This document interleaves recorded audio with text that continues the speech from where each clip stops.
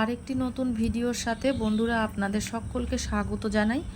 আজকে একটি নতুন ইউনিক রেসিপি নিয়ে এসেছি, পাকা আম আর সেমাই দিয়ে একদম নতুন ধরনের রেসিপি। তাহলে চলুন বন্ধুরা দেখে নেওয়া যাক কিভাবে এই রেসিপিটি তৈরি করি। প্রথমে এই বাটির পরিমাণে আমি 1 বাটি টক দই নিয়ে নিয়েছি, আর ওই বাটির পরিমাণে হাফ বাটি চিনি, আর দিয়ে দিলাম 4 টেবিল চামচ বাটারটা আমি গলিয়ে নিয়েছি। গলিয়ে নেওয়ার পরে এবার সমস্ত উপকরণ একটি হ্যান্ড উইক্সের সাহায্যে ভালো করে এইভাবে মিশিয়ে নিতে হবে। বেশ 2-3 মিনিট ধরে এইভাবে মিশিয়ে নিতে হবে। মেশানোটা যত ভালো হবে রেসিপিটাও সুন্দর হবে। এবার আমার মেশানো হয়ে গেছে। এর মধ্যে দিয়ে দিয়েছি আমি স্বাদ অনুযায়ী লবণ। সামান্য পরিমাণে লবণ দেবেন, লবণ দিলে পরে সব কিছুর ব্যালেন্স ঠিকঠাক থাকে। এবার নিয়ে নিয়েছি লাচ্চা সেমাই। আমি লাচ্চা সেমাই নিয়ে নিলাম। এবার যে কোনো সেমাই দিয়েই হয়, শুধু লাচ্চা সেমাই দিলে কি হয়, দুধের সঙ্গে বা লিকুইড জিনিসের সঙ্গে মেশালেই একদম নরম হয়ে যায়।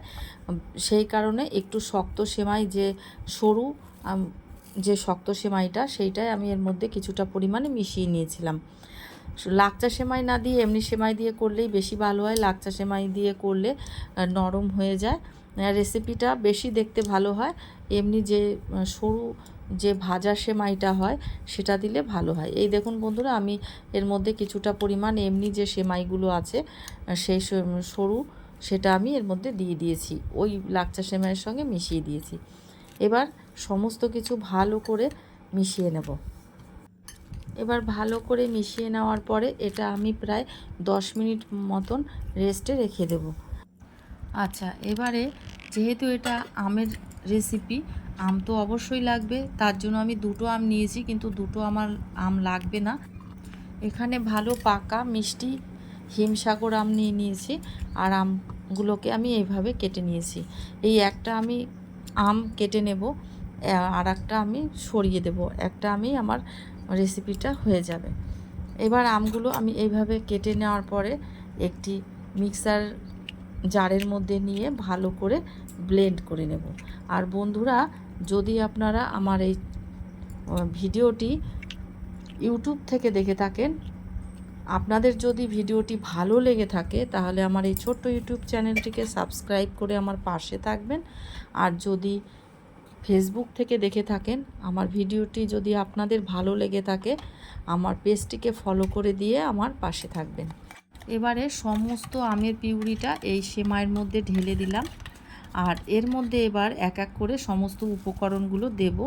আচ্ছা, এবারে এর মধ্যে দিয়ে দিলাম গুঁড়ো দুধ এখানে 2 চামচ পরিমাণে দিয়ে দিলাম। এখানে যে কোনো ব্র্যান্ডেড গুঁড়ো দুধ আপনারা ব্যবহার করতে পারেন। আর দিয়ে দিলাম এলাচ পাউডার। এবার সমস্ত উপকরণগুলো ভালো করে মিশিয়ে নিতে হবে। সেমাইটা 15 মিনিটে যেহেতু রেস্টে রেখেছিলাম, সমস্ত লিকুইডটা এই সেমাইতে সোপ করে নিয়েছে, আর একটু শক্ত হয়ে গেছে, তাই মেশাতে একটু অসুবিধা হচ্ছে, কিন্তু ধীরে ধীরে ভালো করে মিশে যাবে। যদি মনে হয় যে ব্যাটারের ঘনত্বটা খুব গাঢ় আছে, তাহলে সামান্য পরিমাণে দুধ বা জল মেশাতে পারেন, কিন্তু বেশি মেশানো যাবে না, মেশালে পরে পাতলা হয়ে যাবে আর মানে রেসিপিটা ভালো হবে না। আর এইভাবে মেশাতে মেশাতে এমনিতেই এর ঘনত্বটা ঠিকঠাক চলে আসবে, না বেশি পাতলা না গাঢ়, একদম নরম সফট একটা ব্যাটার তৈরি হবে। ব্যাটারটা ভালো করে মেশানোর পরে আমি 3 মিনিটের মতন রেস্টে রেখে দিয়েছিলাম। এবার 3 মিনিট পরে ফিরে এলাম। আচ্ছা, এবারে এর মধ্যে দিয়ে দেব বেকিং পাউডার আমি এই চামচের পরিমাণে 1 চামচ দিয়েছি, আর এর মধ্যে সামান্য একটু দুধ বেকিং পাউডারের উপর দিলাম।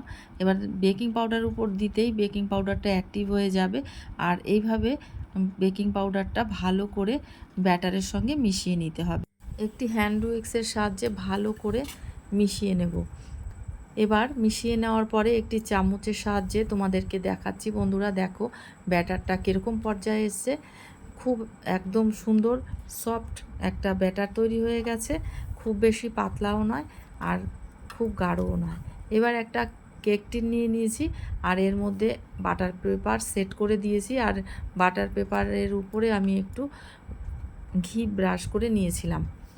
এবারে সমস্ত ব্যাটারটা এই কেক টিনের মধ্যে ঢেলে দিলাম।